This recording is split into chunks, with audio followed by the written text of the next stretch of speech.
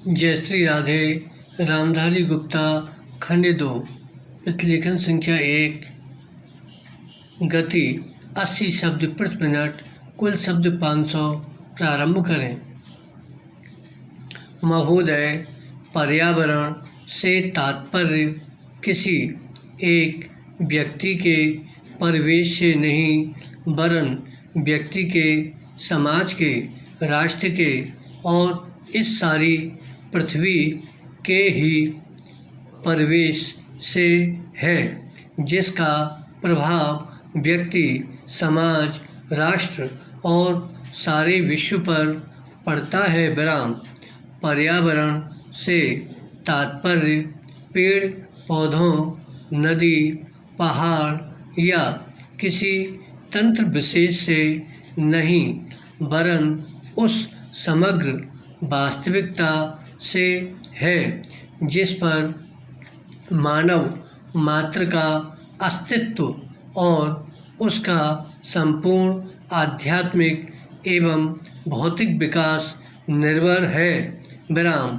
अस्तित्व केवल शारीरिक स्वास्थ्य ही नहीं, मानसिक भी। विराम। स्वस्थ शरीर में स्वस्थ मन ही अच्छे स्वास्थ्य की परिभाषा है। विराम। शारीरिक स्वास्थ्य हमारे आहार पर निर्भर है, जिसका स्रोत इस पृथ्वी का जल, थल, वायुमंडल है। विराम। मानसिक स्वास्थ्य भी प्रकारांतर से इन्हीं पर निर्भर है, क्योंकि जैसा खाए अन्न वैसा बने मन। विराम। स्वस्थ जीवन पर सबसे अधिक प्रभाव हमारे चिंतन का, हमारी परंपराओं का और उन सब परिस्थितियों का पड़ता है जो हमारे ऊपर आरोपित हैं या की गई हैं या की जा रही हैं। विराम।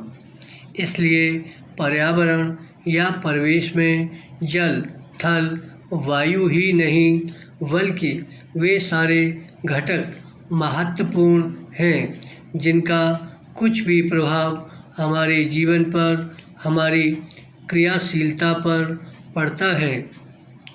जैसे हमारे विचार, हमारे आचरण और हमारी परंपराएं एवं संस्कृति आदि। विराम। पैरा।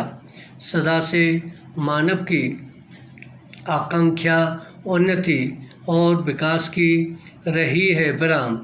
जगत का अर्थ ही है गतिमान और गति दोनों ओर संभव है, उन्नति की ओर भी और अवनति की ओर भी।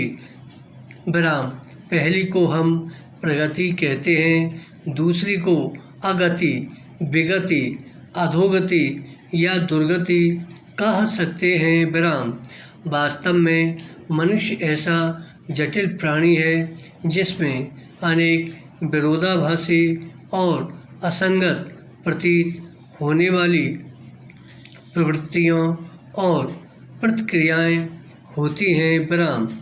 वह कानून और व्यवस्था की मांग करता है, किंतु चलचित्र, दूरदर्शन आदि में स्वतः भड़की हिंसा या खेलों में युक्तिपूर्वक की गई हिंसा अथवा अनीति से मंत्रमुग्ध भी हो जाता है। विराम। मनुष्य अपनी ही जाति या वर्ग के व्यक्तियों के प्रति प्रायः बहुत अधिक प्रतिद्वंदी होता है, किंतु कोई बाहरी खतरा उपस्थित होने पर उनके प्रति हद से ज़्यादा सहयोगी बन जाता है। विराम। वह सड़कों पर या युद्धों में सामूहिक विनाश के प्रति उदासीन रहता है, किंतु किसी खान में फंसे हुए एक व्यक्ति या किसी कुएं में गिरे हुए एक बालक की रक्षा करने के लिए ढेरों साधन जुटा लेता है। विराम। कुछ विद्वान कहते हैं कि मनुष्य बंदर की संतान हो या न हो, किंतु उसमें खालिस बंदर की द्वैध प्रकृति प्रायः ही होती है।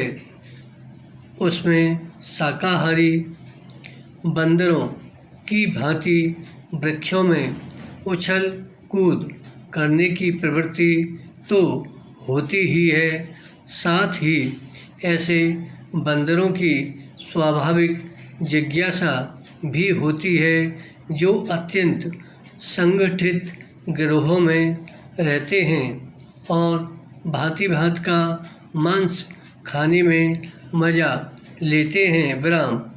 मनुष्य को की ऐसी परस्पर विरोधी इच्छा आकांक्षाओं से निपटना असंभव होता है, फिर भी किसी प्रकार का संतुलित मध्यम मार्ग अपनाना अनिवार्य होता है। विराम।